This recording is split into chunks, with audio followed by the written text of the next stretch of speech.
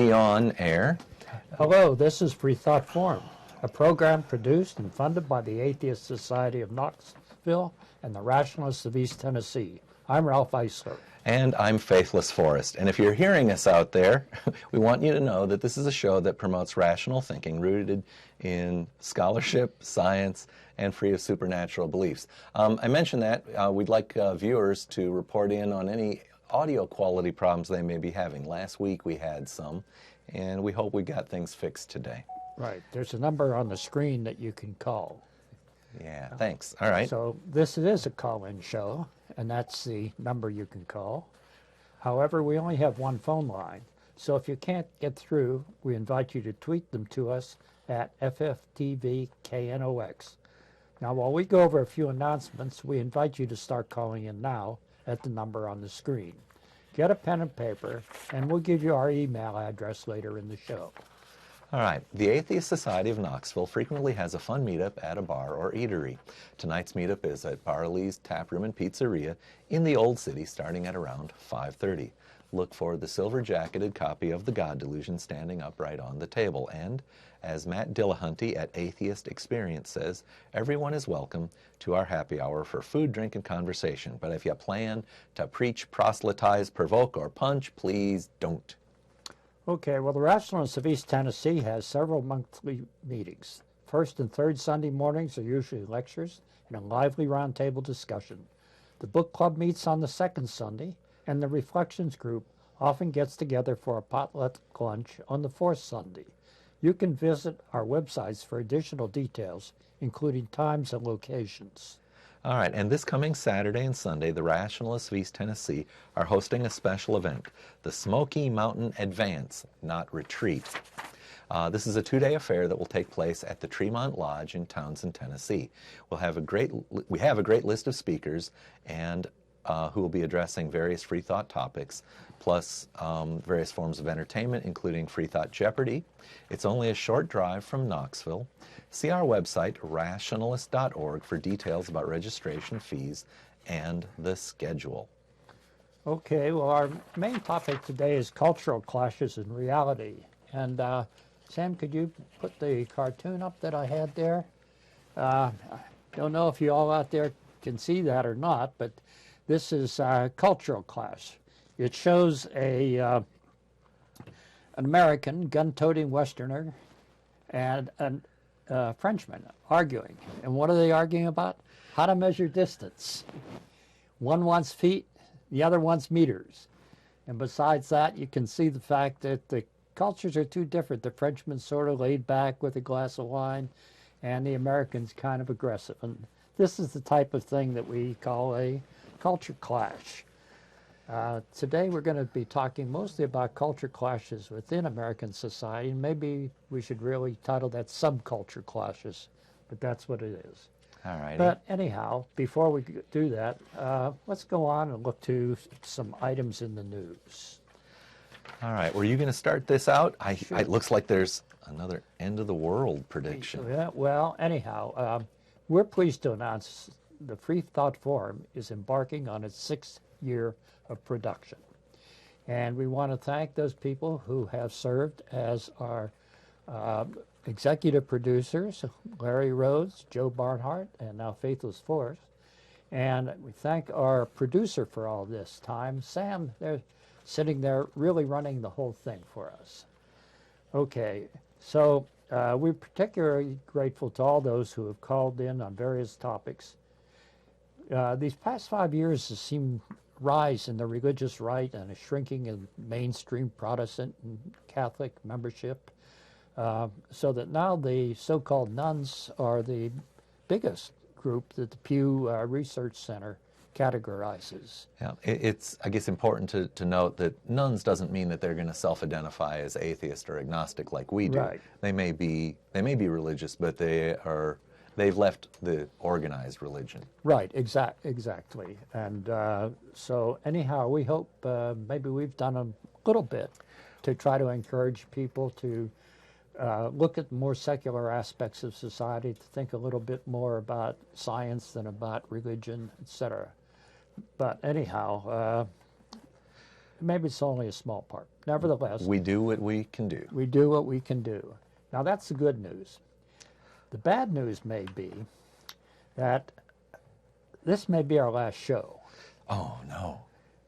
Let me tell you why. Popular televangelist Pastor John Hagee has prophesied that August 30th, 2016, That's okay, today. that's today, we'll see the advent of the Antichrist.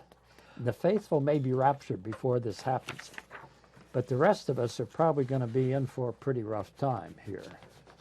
So, if the good pastor's correct, there are less than 7 hours to live it up for most of us. So you might want to give serious thought to joining us at Barley's after the show. However, I would advise you to please imbibe responsibly. All right. Well, I guess also in the news, this Reverend John Modest Miles, a Kansas City Baptist minister, has been losing sleep ever since a group of atheists filed a lawsuit in July. Miles had been counting on a $65,000 grant from the Kansas City tourism tax dollars for the National Baptist Convention in Kansas City on September 5th and 9th. So I guess that'll be next weekend, it sounds like. Yeah, All right right. after Labor Day. And so they're having a convention after the Antichrist is coming. Apparently, Hagee didn't inform them. So are any of these people planning on being raptured or not? Well, I guess tomorrow we'll know. Yeah.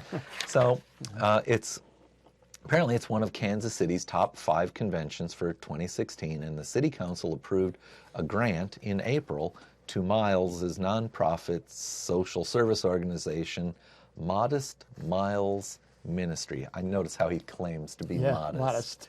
Oh, that's so special.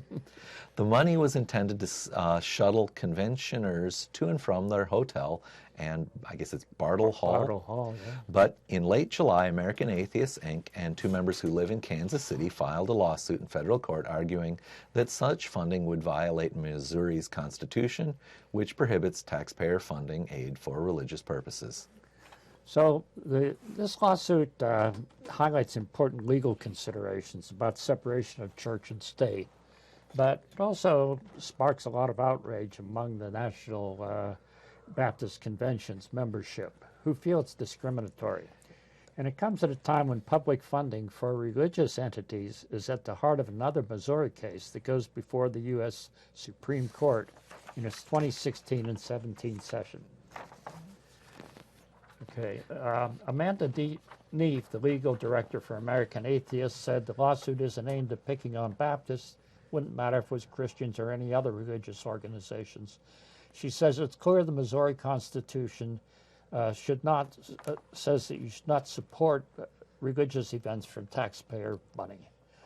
Okay, so what it says specifically is neither the General Assembly nor any county, city, township, school district, or other municipal corporation shall ever make an appropriation or pay for any public fund whatever, anything in aid of religious, creed, church, or sectarian purpose.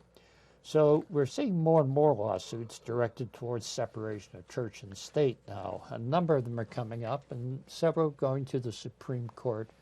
So I think this is not something that's going to away very soon. That we are going to have several lawsuits. I don't know what will come out of it. Yeah, you see more and more legislators trying to sneak in, or at least you hear about it more and more, legislators trying to sneak in some kind of funding to help some kind of a church or another. Things like that happened after, like, Hurricane Sandy. Mm-hmm. There were legislators who were trying to get, public monies spent to rebuild churches. Apparently, when their God didn't take care to protect their churches, they wanted to use public funds to rebuild their infrastructure. I would presume they would have insurance, but maybe I'm wrong. Yeah, maybe they think they can pray that stuff away. In any case, I have a little sympathy for the Reverend on this case because I don't see this being directly going towards some sort of religious outreach or proselytizing or anything. They're just using it to shuffle people back and forth. But undoubtedly, that convention is a money-making effort on their part. Yes. And if it's a money-making effort, their money should be covering their expenses, including shuttling their people around. Yeah. If the Reverend were here, I would ask if he would support a shuttle bus for the Satanic Temple, should they choose to have a convention in that same hall. Yes, of course. And of course, it'd be easy for him to say he would, but maybe he wouldn't say it in front of his patrons. You could ask if they should pay money to shuttle people back and forth for a convention that's featuring people who are selling homeopathic remedies. I mean, that's a lot of bull too, okay? All right. But nevertheless, they probably would, just to bring the convention to town. I don't... Yeah, well, you know, sometimes they're smart enough to realize that they're asking for special treatment, and then they'll say, oh yeah, I would support. Other times they don't even perceive that they're asking for a privilege, and feel that they're entitled to reach into the public purse. It's been so normal. Yeah. That's what a lot of the problem is now. That a lot of these complaints about being discriminated against is just being discriminated against from what was normal procedure before, which should have been illegal anyhow. Yeah. Anyhow, let's go on to the program. So, now. can we get our program title up? And it's culture clashes and reality. As I say, maybe subculture clashes, but anyhow. All societies enforce certain laws and practices to keep them operating and with a minimum of conflict between individuals or groups within the society. And most of the time, these practices are a matter of preference or opinion that are based on perceptions of reality that may differ from group to group, such as perceptions of what one should do or what reality is in America is rather different from what it is in Saudi Arabia. We're pretty sure of that. So culture clash then is just a conflict that occurs between two parties with different beliefs, values, and practices that come in contact with each other. And sometimes these are trivial, but sometimes they lead to war. You know, I couldn't help but think of the example of the cartoon you used over arguing over English units or metric units. The English unit of length is called the foot. And, you know, it's based upon a kind of a typical size of a human foot, thus its name. Long ago, though, I read about how after the French Revolution, the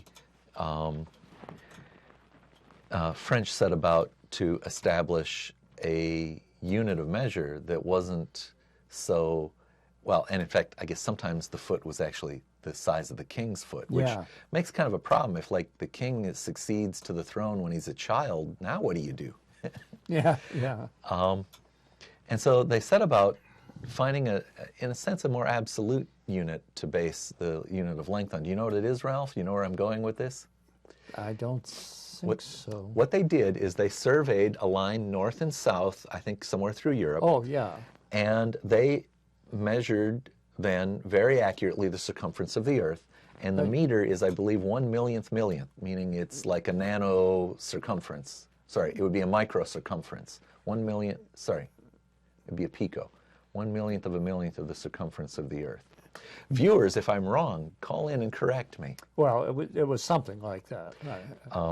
But what was kind of handy is that it it resulted in a dimension that is of useful size, meaning, you know, it's something like about this long. Yeah. If it had turned out to be a size that would be longer than a board you could hold, or so small that you got to have big numbers to measure everyday objects, it wouldn't have been as friendly a unit. But by the time I was done with college, I was thinking metric, and I was shocked when years later one of the Mars probes struck Mars because apparently some part of JPL was using English units. Yeah. And I was just shocked that could happen because by the time I left college, I was so fluent in it. Time's passed, and I'm not so fluent anymore. Well, when I was in the physics department at the University of Florida. This is almost 50 years ago now. Sometime I got a call from one of the local people in town asking me if I would teach a course, 5 or 6 hours on the metric system. And that's a time when this country was seriously considering going over to the metric system. The metric system has been the official units of our nation since somewhere in the 1800s. Yeah, but all our machine tools, et cetera, are in English units. And I just told him, I said, I can tell you everything there is to know about the metric system in a half hour. I can't teach you a 5 or 6 hour course. Anyhow, that's a little sideline here. So let's get on with our culture clashes and reality here. And I want to tell a little story to start off with. One day I was at home and doorbell rang, and I went and answered it, and there was a well-dressed man, about mid-50s, something like that, there. And, he said, well, he asked me if I was Ralph Eisler, and I said yes. And he said, well, he was just passing around the neighborhood, and he thought he'd stop in and congratulate me on a letter that I had written to the Knoxville News Sentinel. Said that was a very good letter, and he appreciates good writing. Well, of course, then we got into the fact, well, he didn't necessarily agree with the content of the letter, because it had something to do with religion and physics and probably that, kind of anti-creationist type of literature. But he was very polite, and we talked about it, but obviously he had an agenda. And before he left, he gave me a Come to Jesus pamphlet. Okay. But what I remember from that conversation was at one point he said to me, I can't see the wind, but I know it's there. And I said, yeah, okay. And he said, well, it's the same thing with God. I can't see God, but I know he's right there beside me, Well, of course, the wind, we know what the wind is. We know that we're surrounded by air that we can't see. Oh, look, I measured it. You measured it. Yeah. And the wind is air in motion, right? Yeah. It can deliver momentum and energy, sometimes very destructively. We can see leaves whirl, trees sway. We now know what the composition is in terms of nitrogen, oxygen, and other things. It's really no question about what the air is, and that it's something real and material there. And anybody who has a little bit of training says, yeah, sure, the air's there. But then how about having God right there and being aware? Now, I could not relate to that. I could relate to the wind part. But having God right there, that was his reality. I don't doubt that he was being very honest, that was as real as anything to him. But it made me think that reality is not a word that is obvious to everybody what its meaning is. And that's why we put the question up, because to me, I finally decided we have to divide things into what's called an objective reality, that is what everybody can participate in and what everybody can feel, see, or detect with our advanced detection techniques. So, and when you say objective, that has a connotation that observers can observe it. Does it not? The word objective, sometimes I think it gets confusing. This pen is an object, but we can observe it. And that's why we call it an object. Yeah, you can't necessarily observe it with your 5 senses, right? I mean, like an electron. Nobody's ever seen an electron, but we consider it to be a piece of objective reality because we sure know how to manipulate them. I've been shocked, and there's at least something going on there that I observe and others can observe, and we can agree that we've observed it. Yeah, you touch this, I get a shock, and we agree on the observations. Right, and not only that, but we now have, well, I don't have one with me, you now have a cell phone somewhere there, and it's got more computing power than any computer had back in the 1940s or 50s, just in your pocket. And I'm talking about things that filled up rooms. Yep. And that's because we know how to manipulate electrons. So anyhow, I think it's reasonable to talk about objective reality and subjective reality. And the subjective reality can be very different for different people, obviously. So that's sort of what I want to talk about. Is subjective reality something that we should really teach people, or what? You can't. It's their own personal opinion. When you say teach, you mean advocate for a particular one? Yeah, Okay. advocate for some particular reality. I'll give you an example that Professor Alan Plantinga is widely regarded, he's retired now, but he was most widely regarded probably as a major Christian apologist in the country. He was a professor at Notre Dame. And he maintained that atheists lacked a capacity to access something he called the sensus divinitatis. All righty. That was implemented by God. So, in other words, we're blind is the analogy I would feel like I've got to use. Oh, I bet we have a phone call on here. All right. Hello, caller. You're on Freethought Forum. Can you give us a name? Yeah, this is Johnson. Hi. Hello, did you say Johnson? Yes. Well, great. Do you have a comment or a question for us? Yeah, I am curious. I'm sure that atheists, I'm not an atheist, I'm a Christian, but I'm sure that atheists have a morality position, that surely y'all believe that there's a right and a wrong. Is that true, or? Yes, we would disagree with you about where that comes from. Well, then, okay, well, I guess go ahead and disagree since I haven't stated where I felt that was. But That's usually where the conversation comes from. All right, so you're going to ask that question. Did you have a different question in mind? I don't mean to misdirect your question if you were intended to ask something else. Well, no, I mean, I'm just following up with what you said, that you would disagree with me. Uh-huh. You want to go first, Ralph? So I guess what I'm asking is, where do you feel it comes from? Where do you two agree on what is right and wrong, or is it just strictly your own personal beliefs? No, I think there's a common belief among most people that it's sort of the golden rule, in a way, that you don't do unto others what you don't want them to do unto you. That was the Confucian way of stating it. Morality comes from empathy for other people. It doesn't come from some on high dictum. So yeah, and Johnson, I'll agree with that. There's not much more that I can add to that. And I think that that's a full answer to your question. Do you understand maybe why we think that's a full answer?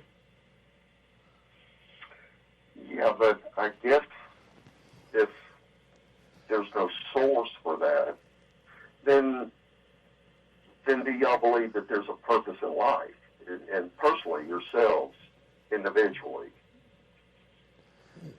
You want to go first? All right. There are two questions here. People often ask, is life meaningful? And the second, is life purposeful?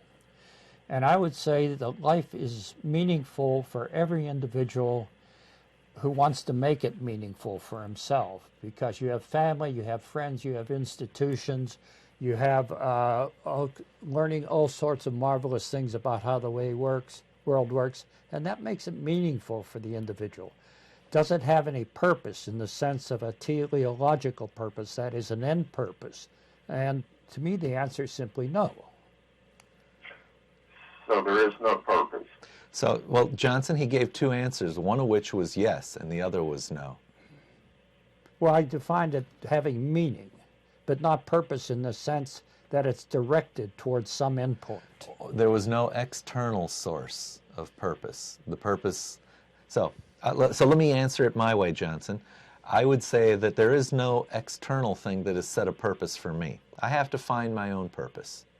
Okay, And so then let me ask you this. In the world about us, say in the natural world, Yeah. yeah, the trees, huh? do they have a purpose? Not that they know of, because they're not self-conscious entities. But that wouldn't mean that they don't have a purpose.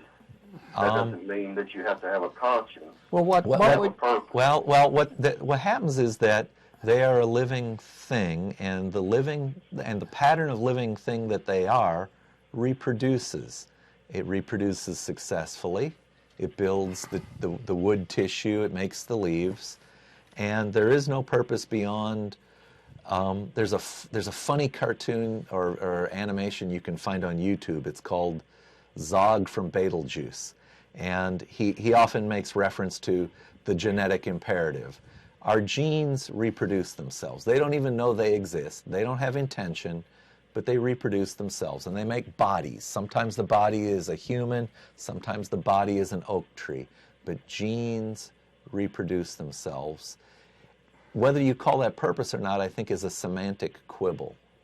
Well, I don't think trees have any purpose. They have uses, but they don't have any purpose. They are useful to us, but a tree is a way for, let's say an oak tree is the way for an acorn to make itself. In that sense, it has a purpose too. Yeah, but It is you have one to be merely careful of what you mean by reproduction. purpose. That's why I submit it's a semantics problem. Well, yeah, no, tree has no purpose. If humans have no purpose, trees have no purpose. There's no external purpose, I would say. So, in other words, Johnson, in order to try and give trees a purpose, I had to invoke this idea that genes reproduce themselves, and that's the closest a tree has to having a purpose. Do you think that a tree has a different purpose? Well, I think that it produces, a biological, maybe not biological, they produce oxygen. Yeah. What would be the purpose for that? No. Producing oxygen has no purpose. It just produces oxygen. It's not directed towards any purpose. In fact, oxygen is a waste product to plants. You understand that? It's a waste product.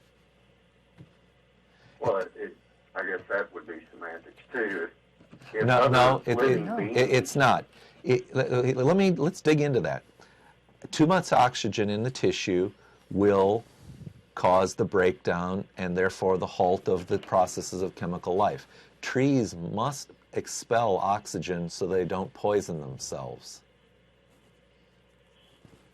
Do you understand that? Sure, but everything that's in nature is intricately related all the way through the dirt, the soil that it's grown from. Now, if they have no purpose, or insects have no purpose, are you saying that we have no purpose as well? I'm just trying to... Well, I think we've already given you the answer. And summarize again. Well, no, my point is life for humans can be very meaningful, and you should live it to its fullest because there's nothing afterwards. It has no purpose.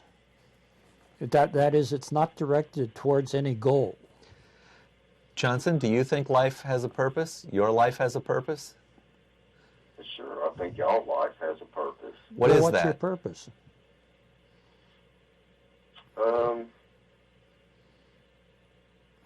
To find out what that purpose is or why we have a purpose.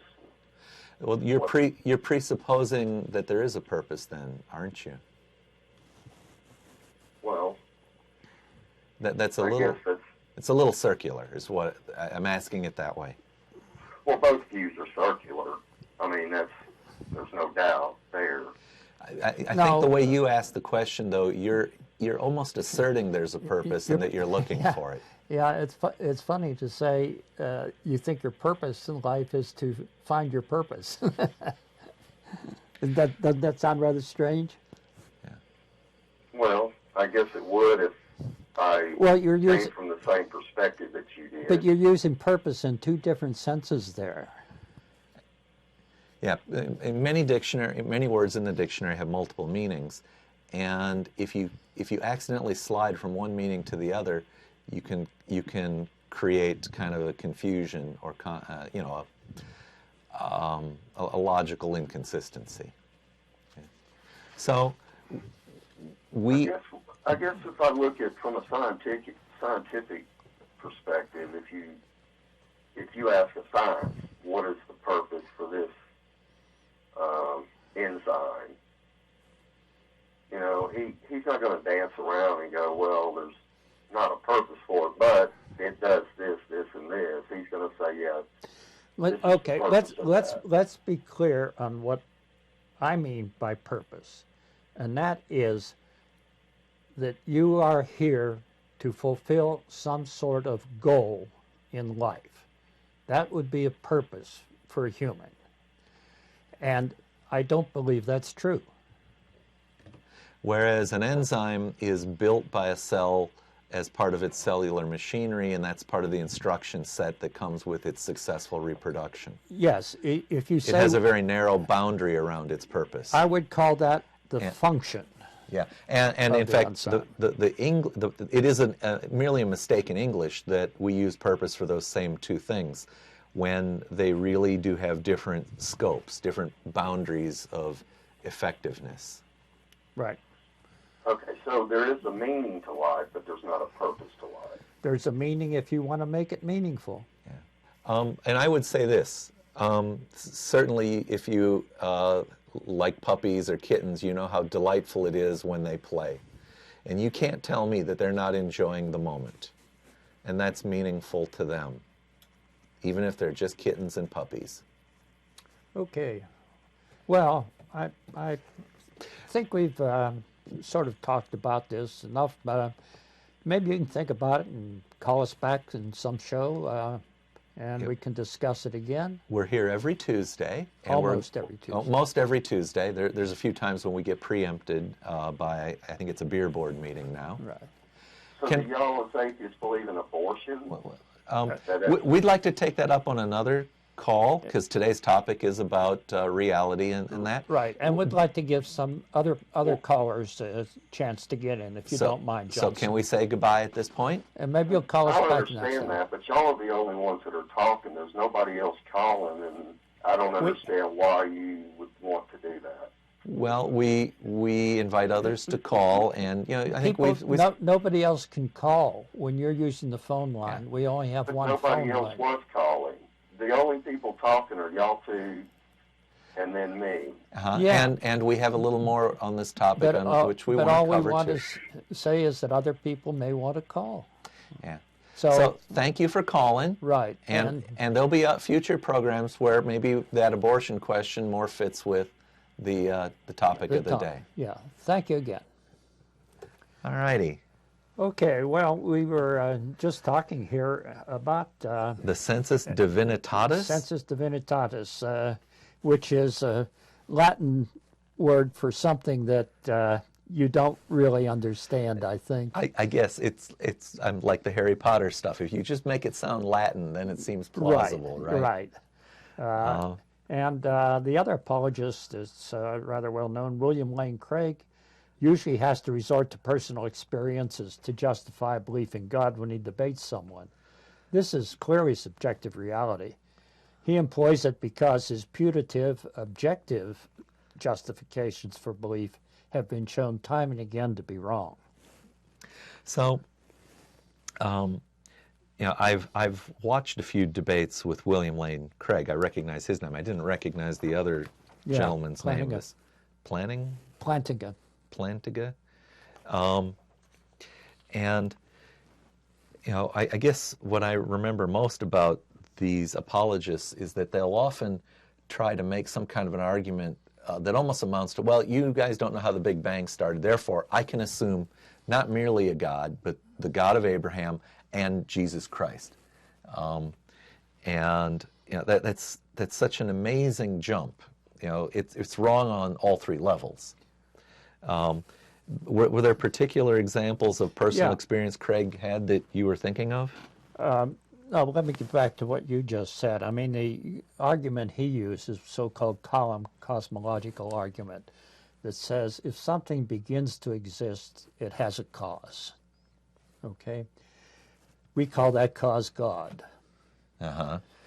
Now, he's been beaten down on this numerous times, but he still uses it because things can begin to exist without causes.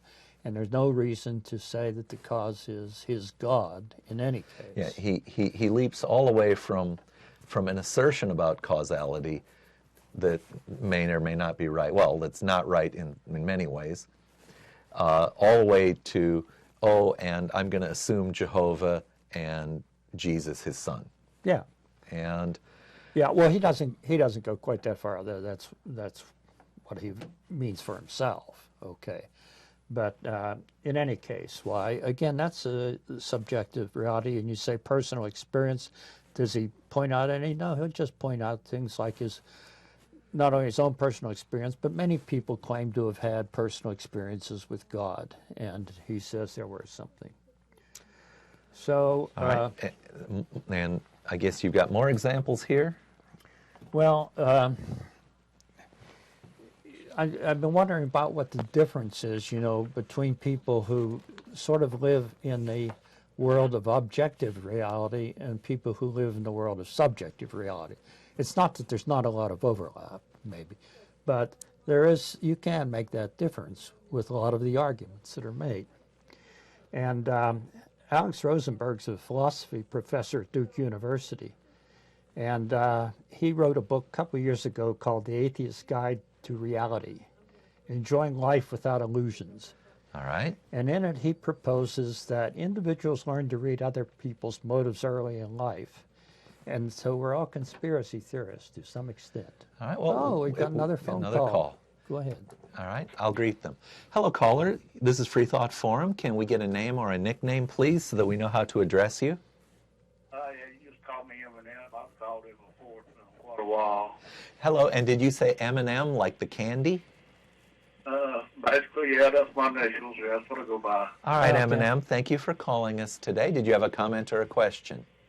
Oh, yeah, I was kind of wondering what the dude in the black shirt says there. I can't read it. All I can see is something incredible at the bottom. Oh, it says, I have to stop and think, somewhere something incredible is waiting to be known. It is a quote from, man, I must admit, I was about to say that it is Carl Sagan, but as I'm saying it out loud, I'm just a little, I've only got a 51% confidence. So if I'm misattributing it, my apologies to whoever did popularize the phrase. Something incredible is waiting to be known. Yeah, where'd you get a shirt like that at? Oh, it came to me wrapped up and underneath the holiday tree. I didn't buy it. Yeah. All right. Yeah, you'll notice I didn't say the Christmas tree. It's the holiday tree at our house. In fact, it's kind of ironic that I think it was in 2006, I went to buy Richard Dawkins' book, The God Delusion, and it was out, in stores in, near the end of the year. But it was sold out because it was a very popular Christmas gift. Okay. It just kind of, I watch this program off and on. All right. Yeah, the different view of things in life.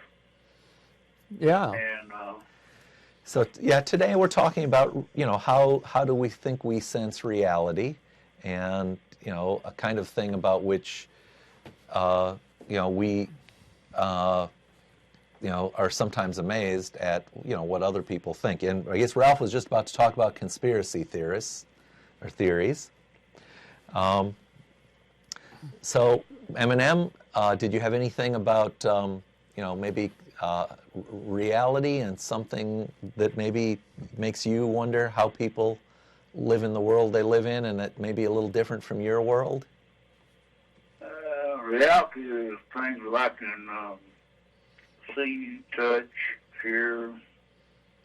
So those are things that our senses reveal to us. Right, that's the reality. To me, you have a lot of, I want to believe in God and Jesus Christ and stuff as that. It's just it's very confusing to me, the whole religious thing.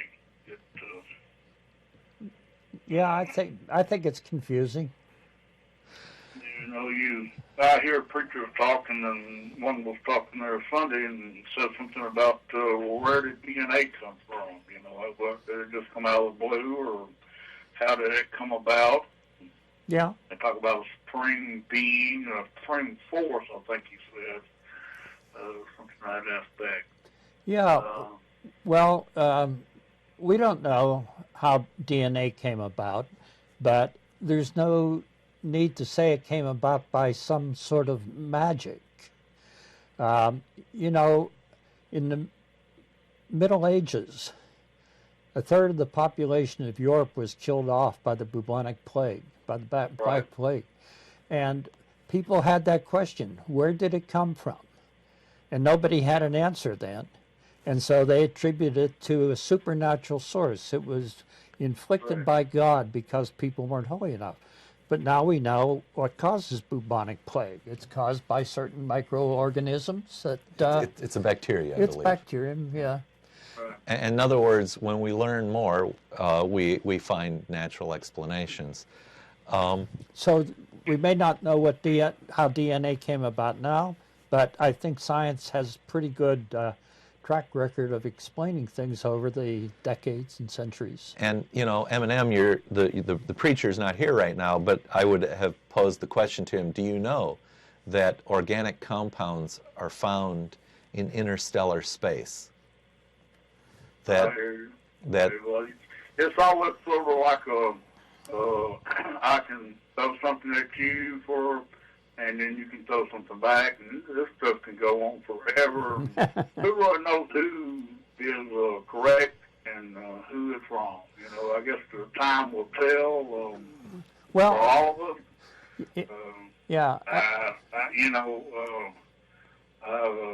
often wondered about things, you know, if we're here for, say, 100 years or less, and it's done over with, and, you know, or we're here for 100 years or less, and then we go to something better, why can't we have it here on Earth, you know?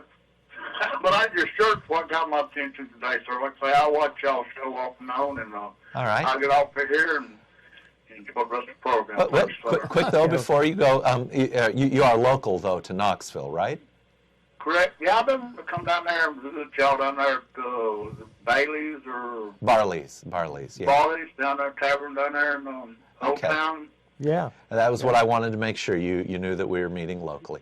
Well, thank you much, and let us wish you a good afternoon. Okay. Back to you. Yeah, thanks. All right. Well, viewers, we've got a little over 10 minutes in which we could take another call. And then we've also got the show notes Ralph has worked up today. Yeah. So you were talking about this book, Atheist Guide to Reality, Enjoying Life Without Illusions. I think you had a point you were going to make? Yeah, I had a point that I was going to make that it's by a fellow named Alan Rosenberg, who's a philosophy professor at Duke. And he proposes that very early in life, people learn to read other people's motives and what they're going to do, what they're about to do. And that they formulate stories, they frame pictures in their minds of these things. And so we all become conspiracy theories to some extent, in the sense that we say, oh, that guy's going over there to open the refrigerator, he's going to get a piece of cheese or something like that. These don't have to be nasty conspiracies. Yes, but yeah. So in other words, we build a mental model and project into other people what we think they're thinking and what they're motivating and how they're acting. Yeah, exactly. And he says people accept religions because humans have been conditioned to make up these stories and believe stories that have plots and actors to them and relatable experiences, whereas science is full of facts and theories, which are much harder to remember. All right. Okay, we've got another call here. Hello, caller. You're on Freethought Forum. Can we get a name or a nickname, please? Our caller is just fine. I'm happy to. I've got a quick question. I'm happy to have two physicists on the show today. Neil deGrasse Tyson and several other cosmologists, astronomers, people that think about those sort of things, have proposed that our reality is in effect a hologram that's being that originates in our cosmic horizon. Holograms that are projected by maybe even a two-dimensional surface, like, for example, a black hole. So I was hoping that you could speak to that, and which seems to imply that there's some greater power out there, or origin, and I was wondering how you might respond to that. And I'll tell you what, let me get off and Stay on the line in case we need a clarification of the question. But, you know, I don't have much directly to say on that. Ralph, do you have much? I don't have very much to say on that. You know, that in string theory, or so-called M theory, that there are a lot of other dimensions that people postulate or hypothesize exist.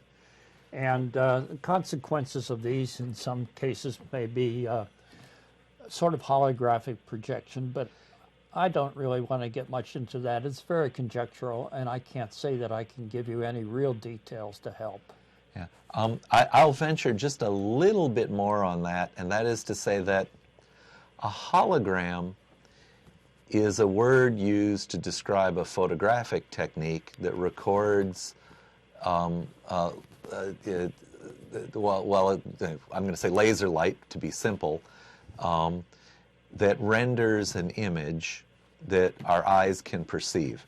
And when they talk about, you know, maybe the universe being like that, they're making an analogy that is, frankly, it strikes me as not all that useful, because the words, most people's understanding of what a hologram is not very good to begin with.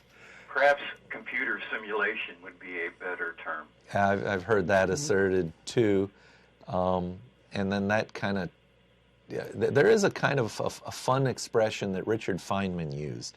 He talked about how all of our theories describe how things interact, but he says that down at a deeper level there's no machinery for why it does that. And his use of the word machinery, he sometimes says there's no little gears and stuff that correspond to make it work that way. Like the conservation of energy is not actually like finite number of little BBs that you can all count. Energy does not have finite, irreducible size. There is no smallest unit of energy that anyone's demonstrated. Yes. Now there are quantum systems, and for instance, a hydrogen atom has quantum states, but you can have much smaller energy states than those quantum states. I can appreciate that, but can you imagine the confusion that somebody might have? I think Ralph and I are going to have a confusing conversation at Barley's about this very subject now. Yeah, because I'm not quite sure what you're getting at. Energy is not continuous. It comes in discrete packages. It comes in discrete packages, but there is no smallest unit of energy. But you can understand when we hear scientists talk about the fact that there might be something that sounds a little bit equivalent to heaven. I'm going to tell Ralph where I'm going with this in case it helps viewers. I'm going to assert, Ralph, that maybe the smallest unit of energy is Planck's constant times 1 over the age of the universe, because 1 over the age of the universe is the lowest frequency I can think of. That could be.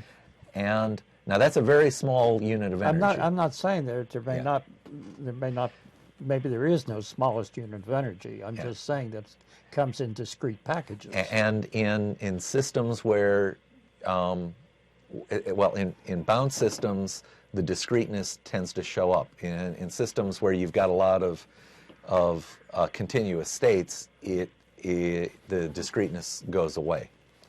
Well, yes and no. I mean, if you take black body radiation, you plot a black body curve, it looks like a nice continuous curve.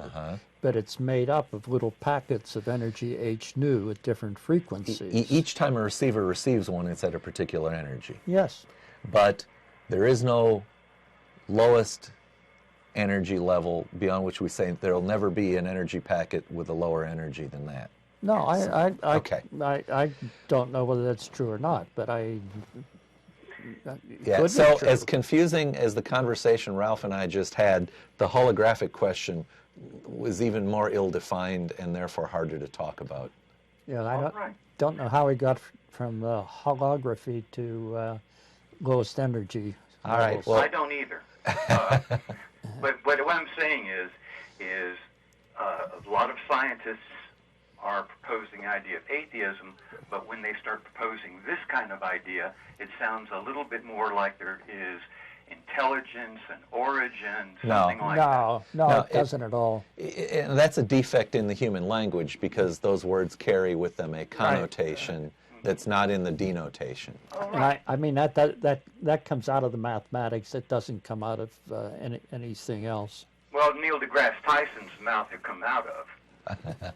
Well, So, I don't understand a lot of what you're saying, and I take a lot of the information that he has, at least consider it when he says it, and that sort of thing. Anyway, there's probably some other people that would like to call, and I'd like to go ahead and leave your line free. All right, okay. caller. We'll Thank see you. Caller. Thanks. All right.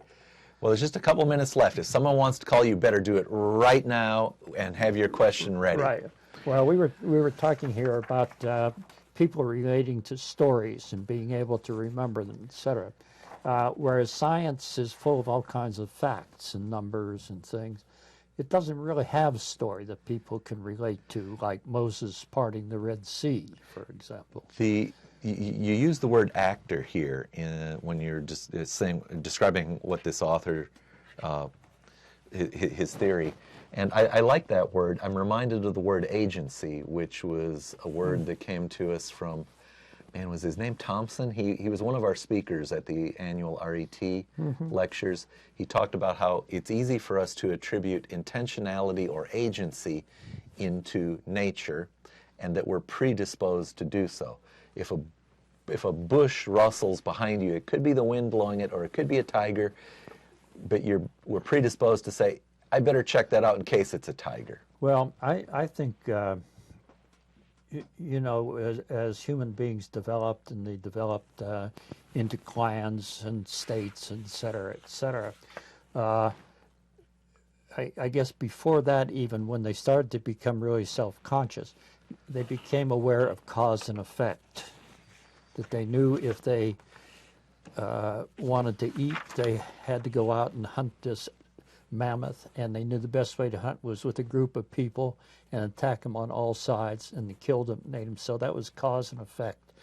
And that's what we're all aware of from very early age here. The kid cries because he wants to get fed. Yep. Okay.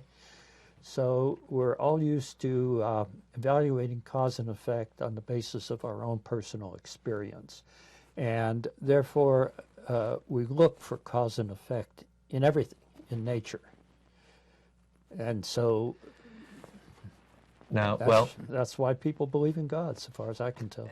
Okay, so in a way it strikes me that you're now conflating this, though, looking for cause, which could be natural, with something that has intention. That's why I said I like that word intentionality, because it carries with it a connotation, and when the connotations are helpful in furthering the understanding, as opposed to a connotation that's not justified, that goes against a correct understanding. Yeah. Well, we're going to have to leave you here. It's time to start wrapping things up, so get out your pen and paper. This has been Freethought Forum, a program by the Atheist Society of Knoxville and the Rationalists of East Tennessee. Okay, please send us feedback. You can leave voicemail at 865-272-9060. or email us at freethoughtforum@yahoo.com. You can see this show most Tuesdays from 5 to 6 p.m. Okay, well, our thanks to Sam and to Leah for technical help, and to all the staff at And our CTV, callers. KNOX, and to all our callers. We thank you very much. Goodbye.